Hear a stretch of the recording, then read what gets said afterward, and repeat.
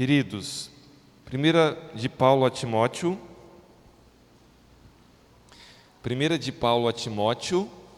capítulo 1, dos versos 18 até o 20.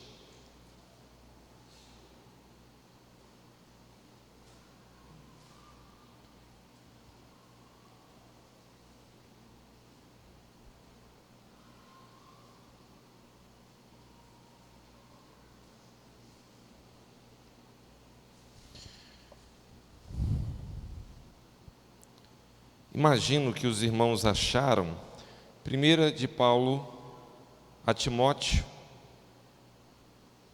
capítulo 1, dos versos 18 até o 20.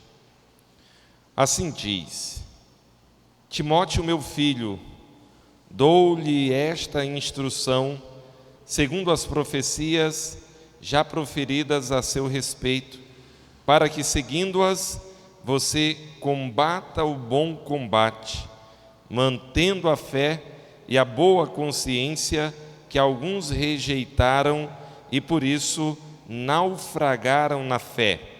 Entre eles estão Himeneu e Alexandre, os quais entreguei a Satanás, para que aprendam a não blasfemar.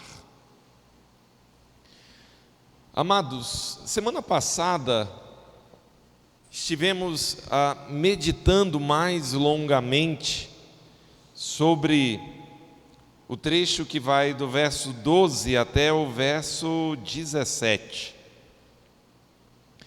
E nesse trecho nós temos informações autobiográficas de Paulo. Nós temos informações acerca daquilo que Paulo pensava sobre ele mesmo.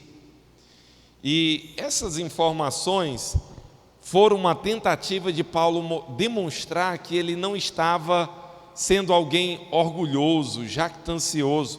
Pelo contrário, ele tem uma perspectiva bem humilde acerca de si mesmo. Obrigado, Davi. Ele tem uma perspectiva bem humilde acerca de si mesmo, e essa perspectiva bem humilde acerca de si mesmo ficou bem clara. Mas hoje nós temos as palavras voltadas para Timóteo. É uma espécie de abertura mais longa, ou uma vez que Paulo já tinha saudado, e uma vez que Paulo fez a saudação, e mais ou menos falou do trabalho que Timóteo exerceria, falou de certas pessoas que estavam causando tumulto, tribulação, lá na igreja de Éfeso. Daí Paulo faz essa apresentação mais longa de si mesmo, e agora ele se delonga mais falando acerca de Timóteo.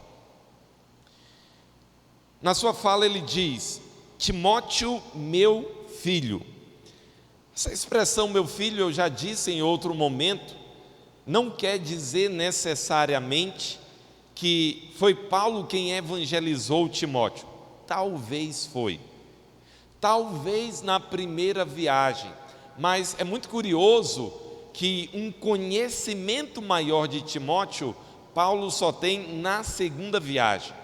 E ele tem porque os irmãos falaram acerca de Timóteo. Então, foi Paulo que levou Timóteo pelo Evangelho a Cristo? Muito dificilmente. Pode ser que sim, pode ser que foi naquele momento já de despedida, e Paulo não teve tempo de conhecê-lo mais, e Timóteo cresceu espiritualmente enquanto Paulo estava ausente. Pode ser que seja isso, mas essa probabilidade ela é remota. A expressão meu filho tem mais a ver com a cultura judaica. A ideia de um filho que caminha junto com o pai.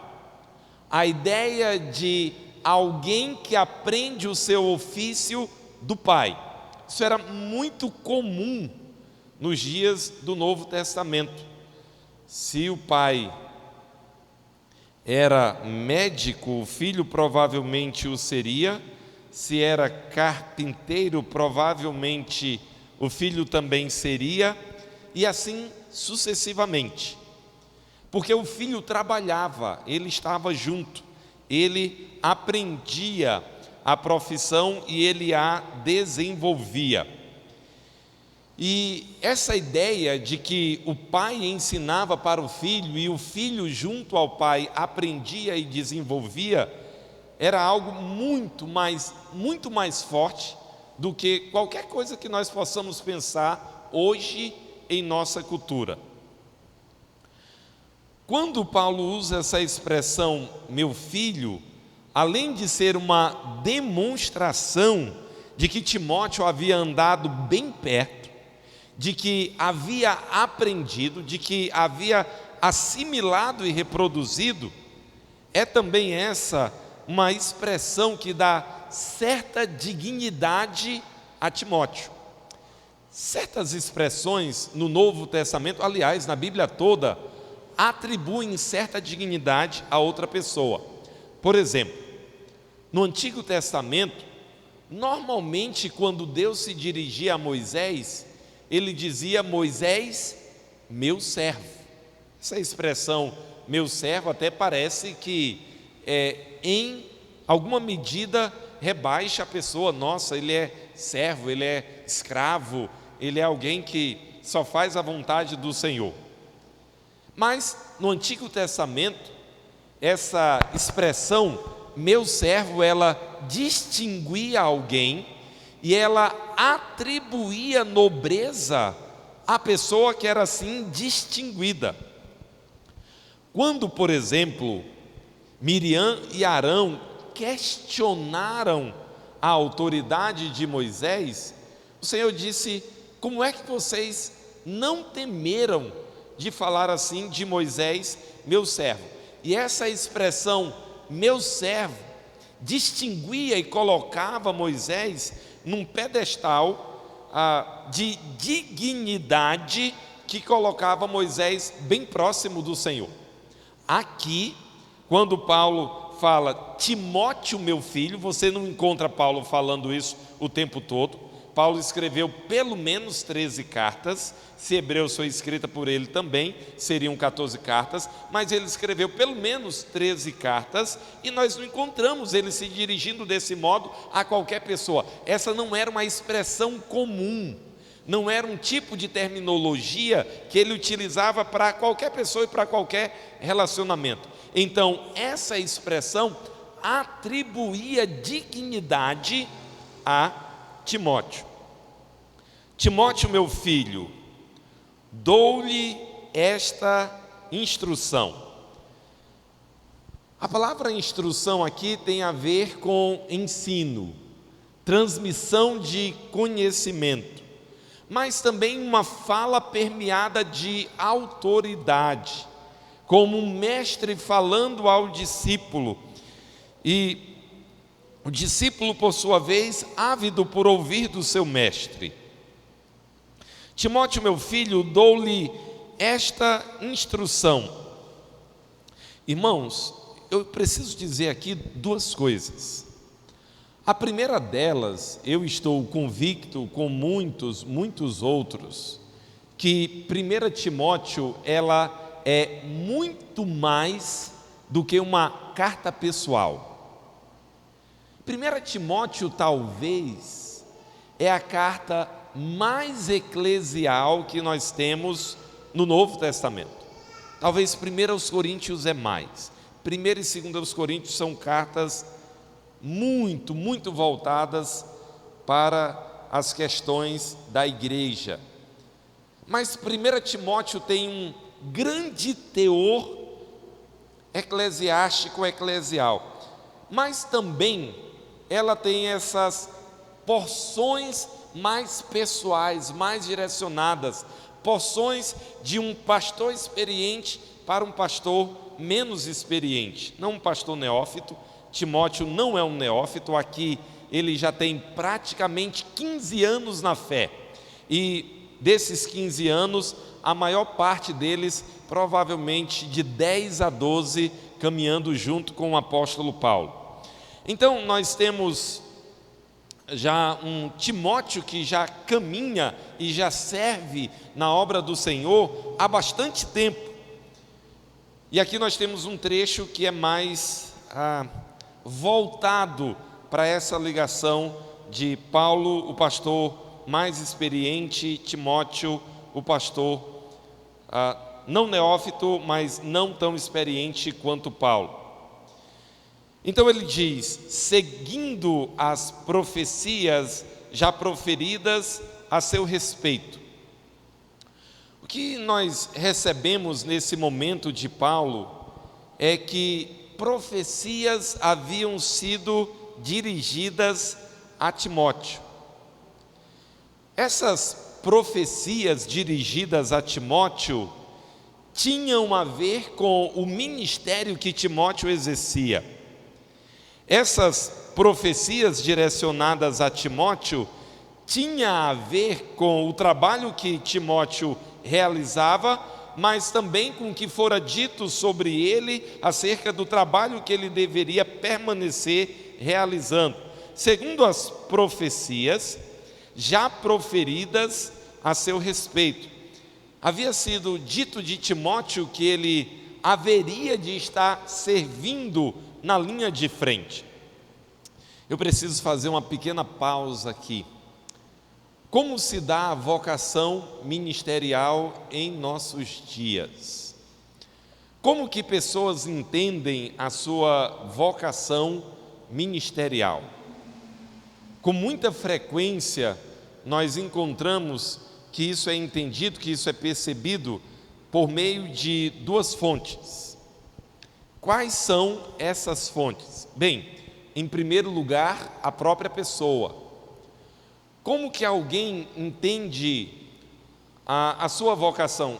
Essa pessoa, ela passa a ter um grande prazer nas coisas do Senhor, na palavra do Senhor, em conhecer o Senhor e na obra do Senhor.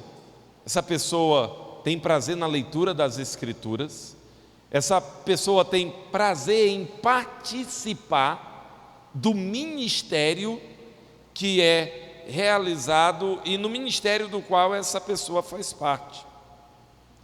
De modo que, se a igreja tem os seus cultos semanais e também os seus cultos realizados no final de semana, tal crente com tanta alegria participa desses cultos, está presente neles, faz toda a questão, são uma prioridade para tal pessoa.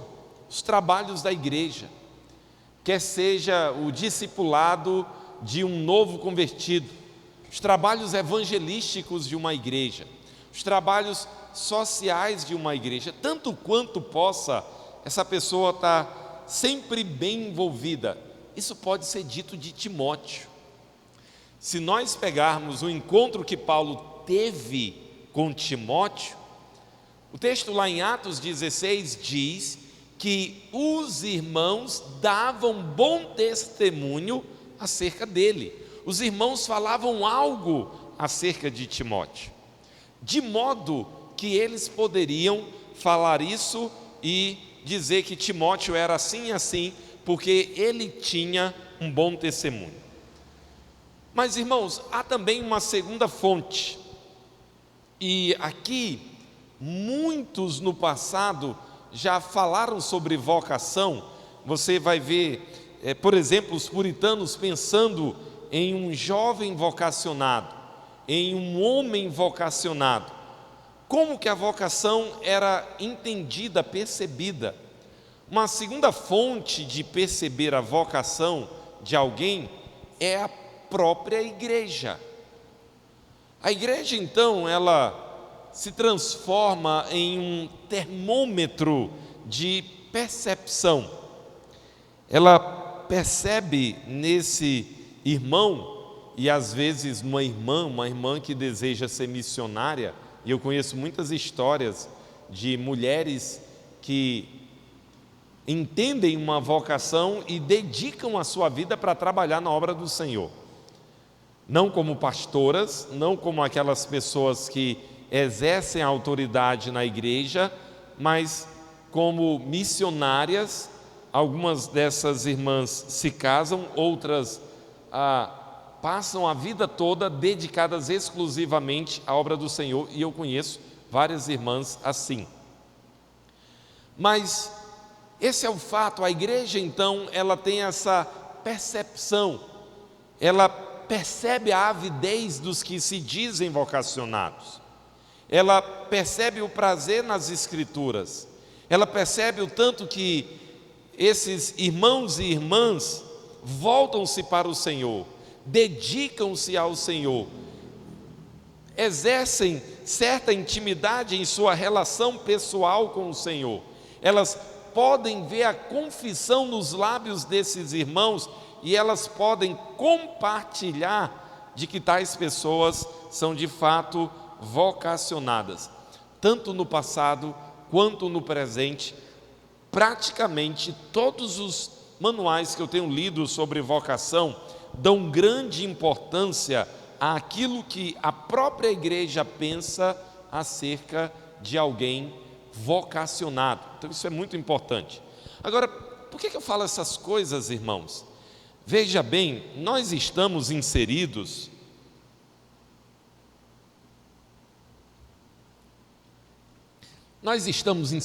em um contexto evangélico místico. O contexto evangélico brasileiro, ele é místico. E igrejas de uma linha mais pentecostal são abundantes. O modo como se dá o reconhecimento, a vocação nesses irmãos, normalmente tem um viés místico. Eles também entendem alguém envolvido, alguém que tem certo envolvimento, certo compromisso, e tal pessoa não demora muito para ser reconhecido como obreiro, evangelista, pregador, e daí ele é ungido a pastor. Todo o processo orbita por um caminho que mais as escolhas místicas e declarações místicas são ditas acerca dessa pessoa do que necessariamente evidências que passem a distinguir alguém que é vocacionado. Então, é importante nós entendermos como que sabemos que alguém é vocacionado. Uma voz fala assim como voz de trovão ou como som de muitas águas. Olha, o fulano de tal, eu estou chamando ele para a minha obra. Eu conheço muitas pessoas vocacionadas, nenhuma assim.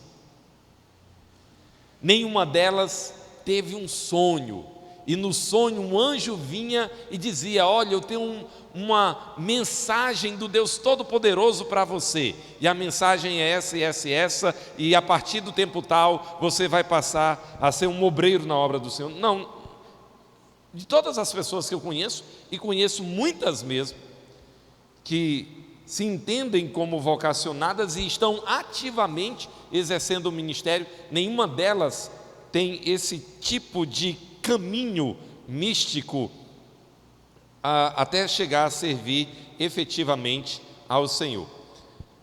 Timóteo teve algumas profecias proferidas acerca dele e acerca desse ministério. Precisamos lembrar do contexto do primeiro século e precisamos lembrar da característica do ministério exercido no primeiro século. Não sendo o cânon fechado, completo, esse ministério, por meio de profecias, ele era exercido de forma mais aberta e mais corrente. Então, coisas desse tipo aconteciam no primeiro século. Reconhecemos, irmãos, que parte daquilo que encontramos no cristianismo é realmente uma parte distinta do início da igreja. Não para todas as eras, não para todos os períodos, mas fixa e detida no início da igreja. Paulo continua, ele diz: seguindo as profecias proferidas a seu respeito, para que, seguindo-as, você combata o bom combate. Aqui, a partir de agora, nós vamos encontrar uma série de instruções altamente valiosas para que permaneçamos firmes. Paulo disse que essas profecias proferidas sobre Timóteo tinham o propósito de que Timóteo seguisse e que ele combatesse o bom combate. Paulo, ele é um pregador muito capaz, e ele é alguém de muitas letras, ele é alguém de uma lógica muito forte, mas muitas vezes Paulo é alguém também das ilustrações, das figuras, e nós encontramos aqui ele fazendo uso dessas figuras. A ideia de combater o bom combate nos traz à mente as batalhas que eram travadas pelo Império Romano, pelo exército romano. Era muito comum que o exército romano ele saísse em campanha. E esse exército romano, aqui no primeiro século, ele é reconhecido como o maior exército já existente na humanidade. Haviam os bárbaros, aqueles que ficavam fora dos contornos do Império Romano. Haviam aqueles no passado que já tinham exercido muita influência, os babilônios, os persas, os gregos, outros já tinham exercido muita influência no passado. Mas esse exército tão bem treinado, esse exército cheio de estratégias, esse exército que continuava ampliando os limites do império, ele continuava em combate, ele continuava batalhando, ele continuava tendo grandes pelejas. Paulo fala de combater o bom combate.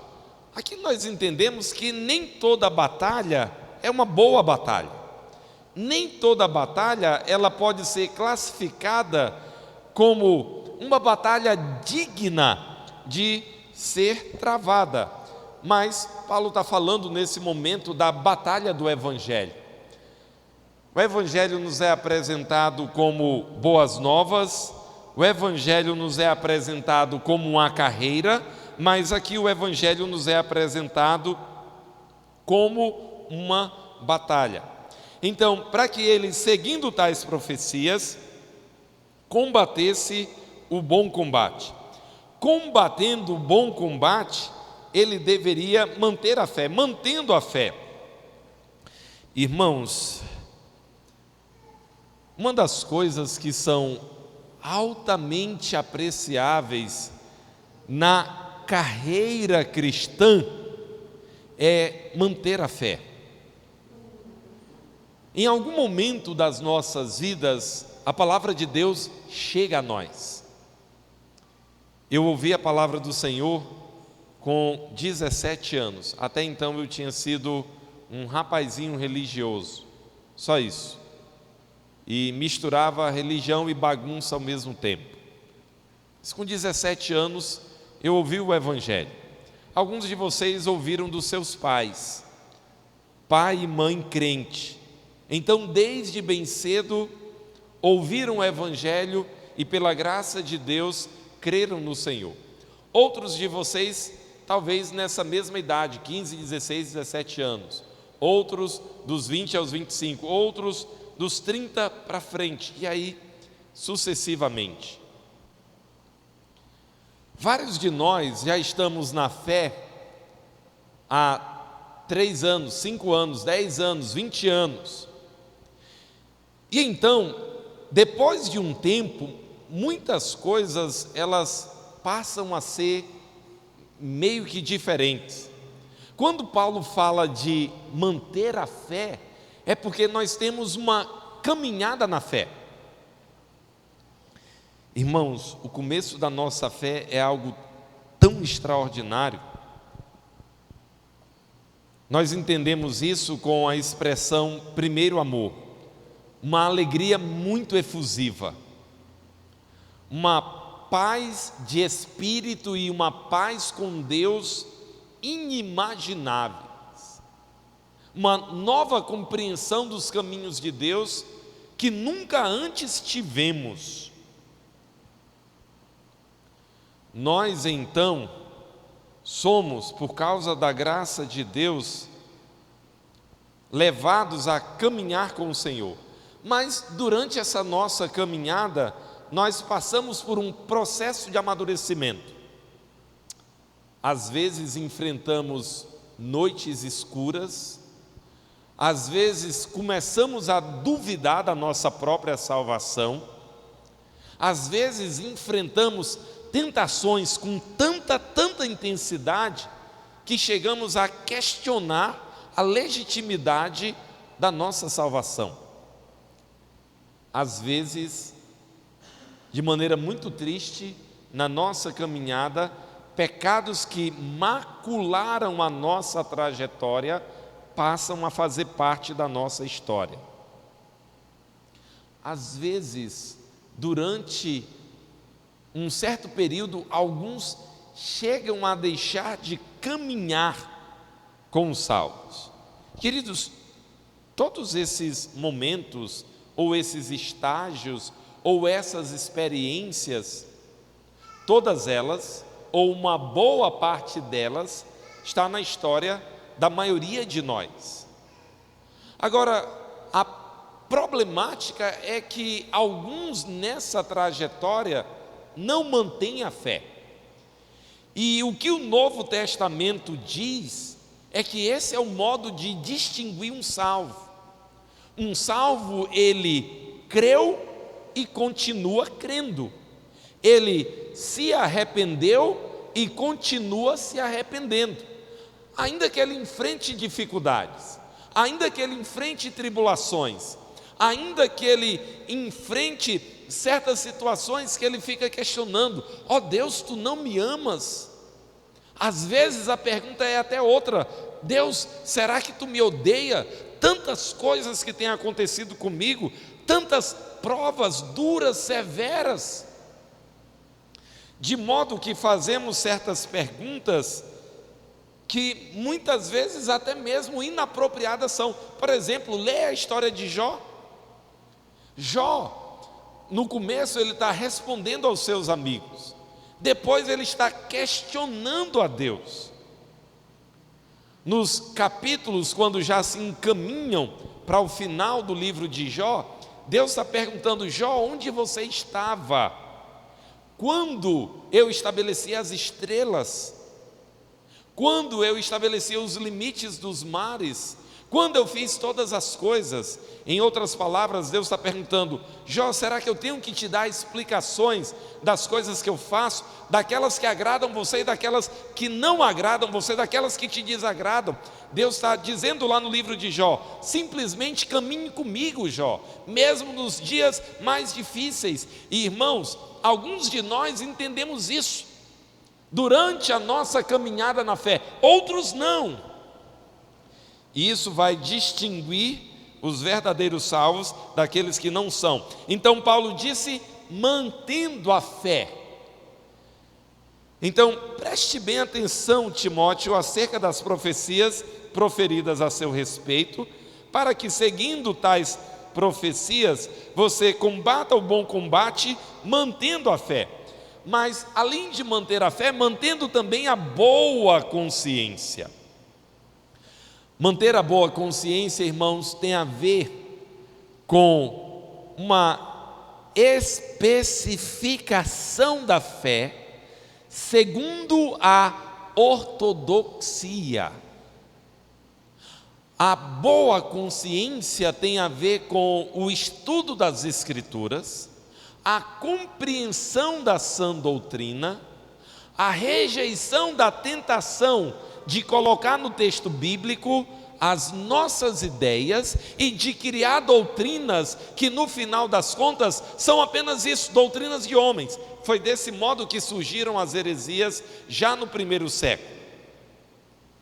Pessoas se aproximavam do querigma, a pregação apostólica, e elas, por causa da sua herança, ou do judaísmo, ou do mundo da filosofia grega, eles conceberam um Cristo judaizado, um Cristo que na verdade trazia aspectos da lei que não deveriam estar ligados a Cristo, ou um Cristo que foi gnosticizado por aqueles que abraçavam uma linha doutrinária gnóstica, com pensamentos elevados e encaixando a doutrina cristã com essas teses gnósticas.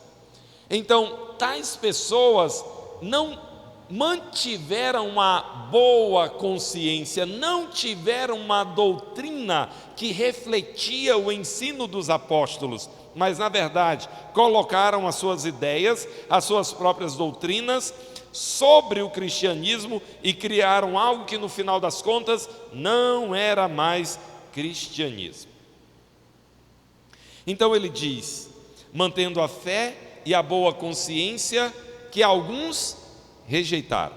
Então Paulo está já deixando claro, essa seria a lida de Timóteo, está com aqueles que rejeitaram. Timóteo manteve.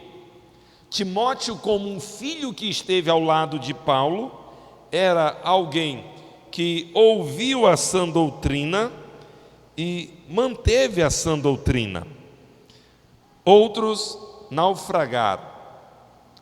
Paulo diz, mantendo a fé e a boa consciência, que alguns rejeitaram. Irmãos, como assim rejeitamos a boa consciência? Essa expressão boa consciência aqui, ela está intimamente ligada à sã doutrina. Então, alguns ouviram, mas não lhes era interessante, não lhes parecia lógico o suficiente, não lhes parecia algo que eles devessem subscrever, por isso a rejeitar. Então, mantendo a fé e a boa consciência que alguns rejeitaram, e por isso naufragaram na fé. Esse é o ponto, irmãos, muito importante. Muitas pessoas desprezam a doutrina, muitas pessoas rejeitam o estudo, alguns tentam até justificar com uma interpretação errada de 2 Coríntios, quando dizem a letra mata. Não vamos nos apegar à doutrina, a estudo, à teologia, essas coisas só nos atrapalham. Que bobagem! Não escutemos os tolos que dizem tais coisas. Alguns então rejeitaram e por isso naufragaram na fé. Irmãos, não há caminhada com Cristo sem a doutrina correta, sem essa aceitação de boa mente da doutrina cristã. Ou confessamos a doutrina e reproduzimos a doutrina e temos a vida norteada pelo credo cristão, ou não caminharemos como cristãos, naufragaremos na fé. Paulo então nos fala acerca de duas pessoas e o que tinha acontecido com elas. Ele diz, entre eles estão Himeneu e Alexandre. Como assim entre eles? Entre esses que naufragaram na fé, entre esses que não mantiveram a fé, que não estiveram mantendo uma boa consciência e naufragaram na fé. Himeneu e Alexandre, quem são esses dois? Não sabemos lá muita coisa sobre eles, mas o que é muito importante saber sobre eles, eles não mantiveram a fé e a boa consciência, e Paulo disse, os entreguei a Satanás. A nossa pergunta é, o que Paulo está querendo dizer aqui? Os entreguei a Satanás. E aí Paulo vai dizer, para que aprendam a não blasfemar.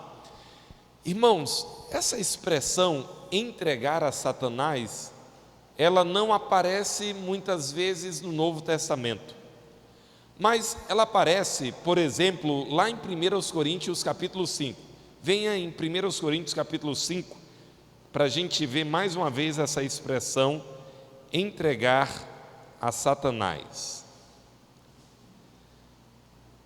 1 Coríntios capítulo 5, nos versos 4 e 5, Paulo diz assim: quando vocês estiverem reunidos em nome de nosso Senhor Jesus, estando eu com vocês em espírito, estando presente também o poder de nosso Senhor Jesus Cristo, entreguem esse homem a Satanás, para que o corpo seja destruído e seu espírito seja salvo no dia do Senhor.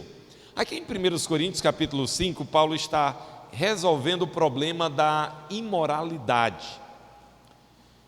Eles estavam tendo casos de imoralidade, e Paulo disse, os casos de imoralidade, eles eram tão grandes e tão absurdos, nem entre os gentios estavam acontecendo casos tão imorais como estavam acontecendo entre aqueles que se diziam os membros da igreja de Corinto. E é importante dizer, irmãos, que Paulo, uma vez que está informado dessas coisas, os ensina como proceder. E no ensino apostólico, no ensino paulino, ele disse que quando vocês estiverem reunidos, a igreja reunida, a igreja cultuando, a igreja em assembleia, quando vocês estiverem reunidos, em nome de nosso Senhor Jesus, estando eu com vocês em espírito, estando presente também o poder de nosso Senhor Jesus Cristo, entreguem esse homem a Satanás. Irmãos, o que essa expressão está querendo dizer? Em primeiro lugar, é importante dizer o que essa expressão não está querendo dizer.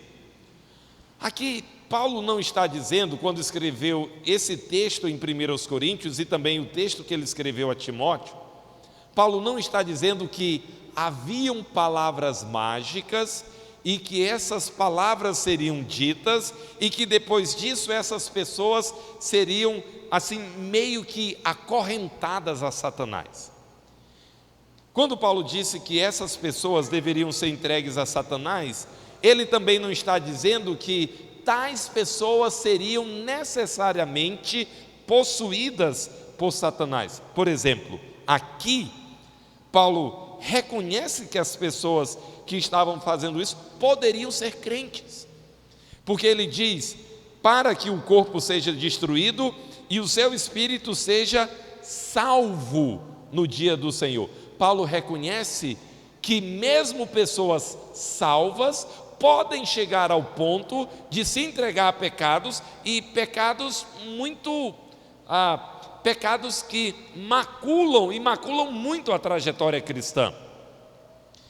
Então, o que seria entregar a Satanás? Essa expressão tem sido alvo de estudo, e das opções que nós temos como interpretação desse modo de Paulo falar, entregar a Satanás está bem próximo, bem associado com ser excluído da igreja. Entregar a Satanás é a mesma coisa que ser excluído da igreja. Alguns intérpretes vão por essa linha com argumentos muito bons. Como assim, irmãos? A igreja, ela é uma esfera de comunhão, mas ela também é uma esfera de proteção. Quando fazemos parte de uma igreja, nós, semana após semana, nos expomos ao ensino das Escrituras. Semana após semana, nós estamos nos expondo à exortação da palavra do Senhor em comunidade. Isso é muito diferente de cultos online. Cultos online são um quebra-galho para quando a igreja não pode absolutamente se reunir. Aí é um quebra-galho. Mas o que realmente é o plano neotestamentário é de a comunidade dos salvos cultuando juntos, em comunidade. E essa esfera de proteção, ela também se manifesta porque, como igreja, exortamos uns aos outros. Como igreja, nos preocupamos uns com os outros. Irmãos, quando um irmão procura outro para exortá-lo, não é porque gosta de exortar, é porque nós amamos o irmão, é porque amamos a irmã. Meu querido, preste bem atenção com os colegas da escola com quem que você está andando. É tudo gente de má índole. É tudo gente que, se você não tiver o cuidado, vai te levar para um caminho muito ruim. Algumas pessoas procuram outras na escola com fins evangelísticos. Outros não é com fins evangelísticos. A coisa vai dar errado. Alguns se acompanham de pessoas das quais não deveriam estar próximas, vai dar errado. Então nós nos aproximamos, nós exortamos, orientamos. Irmãos, pessoas podem ser arrebatadas de errar, de pecar, exatamente por causa dessa relação de proteção, de cuidado de uns para com os outros. Quando alguém é excluído da comunhão, tal pessoa é lançada fora da comunhão, e esse ambiente de proteção, esse ambiente de exortação, esse ambiente de cuidado mútuo, esse ambiente do evangelho sendo apresentado, enquanto a comunidade faz tudo o que ela faz, é tirado de tal pessoa. A probabilidade que essa pessoa se entregue avidamente para o pecado é ainda maior. E a probabilidade que essa pessoa, em alguma medida, seja afligida, não possuída, se for crente de verdade, mas afligida por Satanás, é muito grande. Então, em vez de pensarmos em algum tipo de interpretação mística em relação a isso que Paulo está dizendo, pensemos na comunhão que existe e nas gigantescas bênçãos de um crente ligado à igreja. Então, quando Paulo diz: entre eles estão Himeneu e Alexandre, os quais entreguei a Satanás. Aqui eles foram excluídos. Muito provavelmente Paulo estava dirigindo a assembleia que entendeu ser justificada a exclusão de Himeneu e Alexandre. Entregues a Satanás, aí ele diz, para que aprendam a não blasfemar. Himeneu e Alexandre estavam reproduzindo um tipo de ensino que parecia ser ensino cristão, parecia ser doutrina cristã. Aqui, irmãos, quando nós pegamos outras passagens que ensinam a como lidar com isso, por exemplo, Paulo escreve, quando está se dirigindo a Tito, que as pessoas que fazem isso devem ser exortadas 2, 3 vezes. Aí Paulo diz o seguinte: quando você o exorta e ele não dá atenção à sua exortação, Paulo diz: rejeite-o. Saiba que tal pessoa está corrompida. Ou seja, ele realmente não vai conseguir reproduzir a doutrina cristã, para que aprendam a não blasfemar.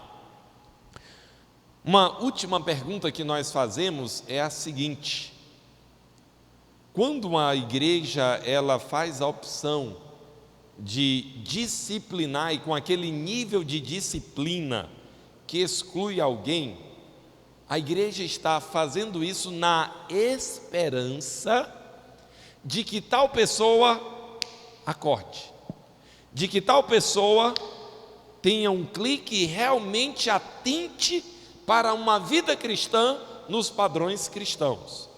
De muitas formas, amamos os irmãos e tentamos cuidar. Às vezes é com uma conversa, às vezes é com uma exortação mais firme, às vezes é com uma disciplina não formal.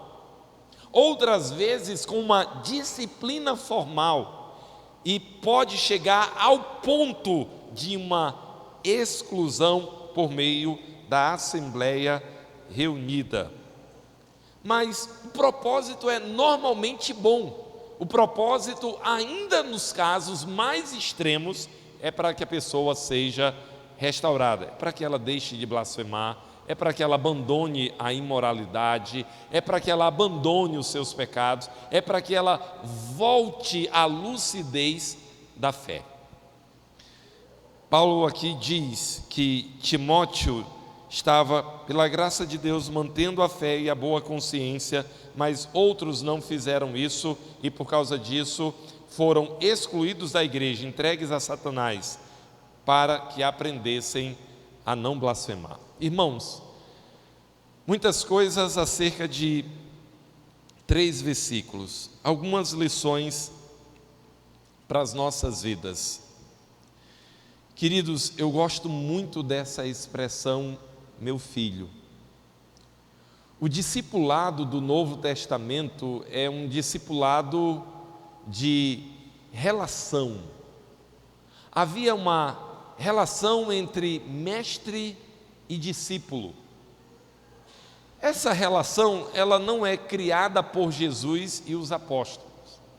Se você olhar no Antigo Testamento, você vai ter uma relação profunda entre Moisés e Josué, entre Elias e Eliseu. Você vai encontrar uma relação profunda, por exemplo, entre Davi e Salomão. Você vai encontrar outras relações profundas.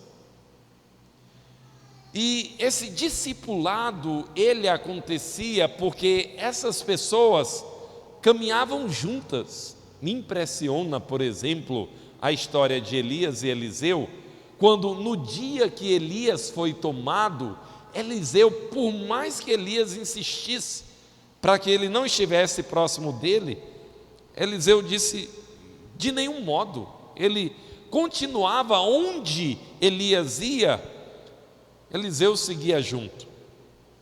E aqui, irmãos, é importante destacar que quando Paulo usa a expressão meu filho, muito provavelmente Timóteo não nasceu na fé por meio de Paulo, mas foi alguém que aprendeu bem próximo de Paulo e reproduziu a teologia, o ensino e o cristianismo que ele viu no apóstolo Paulo. Que em nossos dias estejamos nos aplicando ao discipulado, que caminhemos junto com outros, que possamos trazer outros para bem próximos de nós, tão próximos que reproduzem a nossa fé, o nosso cristianismo, a nossa conduta, aquele modo com o qual o cristianismo deve ser entendido e vivido. Que sejamos nós aqueles que instruem outros e que sejamos nós aqueles que desejam a instrução de outros. Uma segunda aplicação: a nossa vida cristã tem um início que é fabuloso, mas o verdadeiro cristão, ele se mantém na fé. Todos os dias você vai estar rejubilando, pulando de alegria, e todos os dias tudo vai dar certo. Não. Nós enfrentaremos dias muito difíceis, dias tristes, talvez dias que a melhor maneira de classificá-los é com a palavra amargo. Não sei se você com certeza você já deve ter comido algo amargo. Dias em que nós amargaremos as 24 horas. Talvez enfrentaremos semanas, meses. Mas, irmãos, o verdadeiro cristão, ele persevera, ele se mantém, ele continua. Cuidado com esse cristianismo de momento, com esse cristianismo que é pontuado sempre por momentos extraordinários e coisas extraordinárias, e que não é vivido na constância da vida cristã, nos dias excelentes, maravilhosos, mas também naqueles dias tristes, difíceis, amargos. Uma das qualidades de Timóteo, e algo para o qual Timóteo deveria atentar, era esse manter-se na fé. Mas uma terceira aplicação, irmãos, a doutrina é muito importante. Muito cuidado com os tolos dos nossos dias que menosprezam a doutrina, que dizem que nós não precisamos dar tanta atenção para a doutrina. E outros tolos, exatamente porque não deram a atenção à doutrina, falam bobagens uma após a outra. Muito cuidado. Esses tolos existem para serem colhidos a rodo, especialmente na internet, é muito fácil encontrá-los.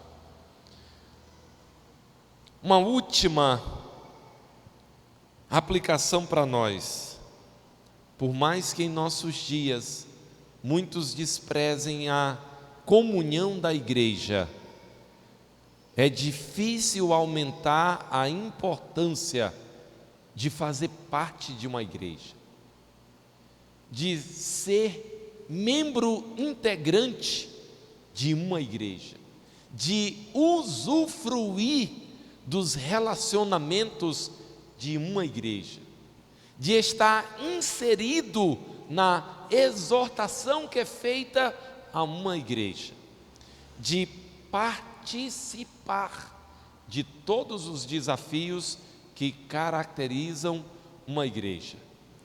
Em nossos dias tem surgido o grupo que está sendo amplamente chamado de desigrejados. De todas as formas eles tentam desprezar a igreja, menosprezar a igreja. Interpretam vários versículos, tirando-os do contexto, e dizem bobagens uma após a outra. Irmãos, que nós, muito pelo contrário, que caminhemos na fé, que combatamos o bom combate, que amemos a igreja do Senhor. Que o Senhor sempre nos preserve de sermos como Himeneu e Fileto, que estejamos como Timóteo, recebendo as exortações, nos mantendo na fé, pela graça do Senhor e com uma boa consciência. Que essas coisas aconteçam para o louvor do nosso Deus e para a nossa alegria. Vamos orar, irmãos? Senhor, damos muitas graças por Tua palavra. Pedimos que ela fique em nossos corações.